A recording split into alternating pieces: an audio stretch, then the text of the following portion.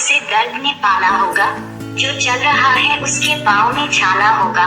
बिना संघर्ष के इंसान चमक नहीं सकता। जो जलेगा उसी दिए में उजाला होगा। संघर्ष, क्यों बचे संघर्ष से? संघर्ष ही तो जीवन की आत्मा है। जितना कठिन संघर्ष होगा उतनी ही शानदार जीत होगी। एक बार एक किसान भगवान से बहुत ही नाराज हो गया। किसान बहुत मेहनती था। बहुत मेहनत से वह खेतों में अनाज उगाता, उसकी देखभाल करता, पर अक्सर उसकी फसल खराब हो जाती। कभी सूखा पड़ जाता, कभी बाढ़ आ जाती, कभी तेज धूप, कभी आंधी। कोई न कोई कारण बन ही जाता कि उसकी फसल खराब हो जाती।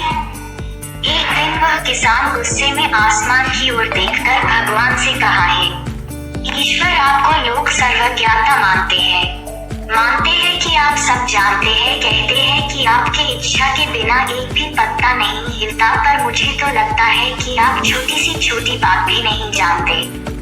आपको तो ये भी नहीं पता कि खेती बाड़ी कैसे करते हैं। अगर आप जानते होते तो हर समय जो बाढ़, आंधी और तूफान आते हैं वो कभी नहीं आते। आप नहीं जानते कि कितना नुकसान उठाना पड़ता है हम किसानों को। यदि आप मेरे हाथ में ये शक्ति देते कि जैसा मैं चाहूँ वैसा मैं मौज कर दूं, फिर आप देखना मैं अन्न के भंडार लगा दूंगा। भगवान इस किसान के तीखे वाक्य सुनकर मुस्कुरा रहे थे और वह किसान के सामने प्रकट होकर बोले, मैं आज से तुझे ये शक्ति देता हूँ कि तुम अपनी खेतों पर तुम्हारी जैसी इच्छा ही तुम वैसा मौज कर दोगे। मैं बिल्कुल भी दखल नहीं दूंगा, तुम्हारी इच्छा से सब कुछ होगा। किसान बहुत खुश हो गया। किसान ने गेहूं की फसल अपनी खेतों में बोई। जब उसे लगा कि खेतों को धूप चाहिए तो खेतों को धूप मिले।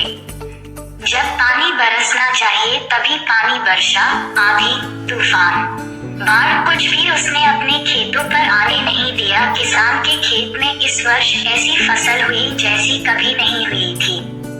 हरी भरी लहलहाती फसल। मन ही मन वह बहुत खुश हो गया और सोचने लगा, अब सबूत के साथ दिखाऊंगा भगवान को कि इसे कहते हैं शक्ति का सही उपयोग। मेरी सफलता देखकर उन्हें अपनी नियम जरूर बदलने पड़ेंगे।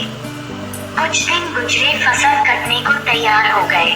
किसान बहुत उत्सुकता के साथ फसल को काटने लगा, पर जैसे ही उसकी नजर गेहूं की बालियों पर गया तो उसने अपना सिर पीट लिया और वह रोने चिल्लाने लगा। गेहूं की एक भी बाली के अंदर गेहूं का दाना नहीं था। सारी बालियां अंदर से खाली थी। किसान बहुत दुखी हो गया। उसने भगवान को रोते हुए फिर पुकारा, हे प्रभु, तुमने ये मेरे साथ क्या किया? क्या तुमने मुझे कोई सजा दी? भगवान बोले, पुत्र, ये तो होना ही था। तुमने पौधों को संघर्ष करने का मौका ही कहा दिया ना, तो तुमने उन्हें आंधियों से जूझने दिया ना, तेज बारिश से सहने दिया और ना ही धूप में तपने दिया।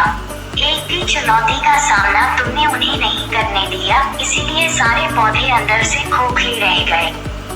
जब आंधी, तूफान, तेज बारिश और धूप पड़ती है तभी ये पौधा अपने अस्तित्व को बचाने के लिए संघर्ष करते हैं और इसी संघर्ष से एक बल पैदा होता है जिसमें शक्ति होती है, ऊर्जा होती है, और यही ऊर्जा पूर्ति तेरे गेहूं के दानों की तरह जो नहीं फूटी।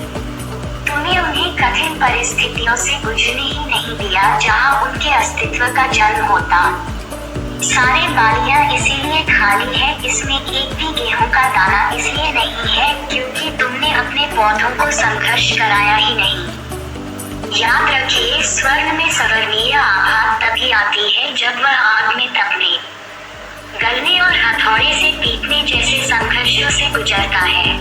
कोयले का टुकड़ा हीरा तभी बनता है जब वह उच्च दाब और उच्च ताप की मुश्किल परिस्थितियों से गुजरता है। इसी तरह यदि हमारी जिंदगी में कोई संघर्ष ही ना हो, कोई चुनौती ही ना हो, तो हम भी गेहूं की बालियों की तरह खोखले रह जाएंगे। कोई अस्तित्व नहीं होगा हमारा।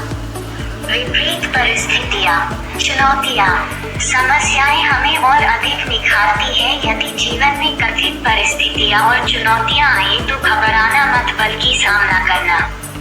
विश्वास करना कि आप और अधिक निखर जाओगे और अधिक मजबूत बन जाओगे। किसी ने कितना सही कहा है, जिंदगी जीना आसान होता। बिना संघर्ष कोई महान नहीं होता। जब तक ना पड़े हथौड़े की चोट तब तक पत्थर भी भगवान नहीं होता।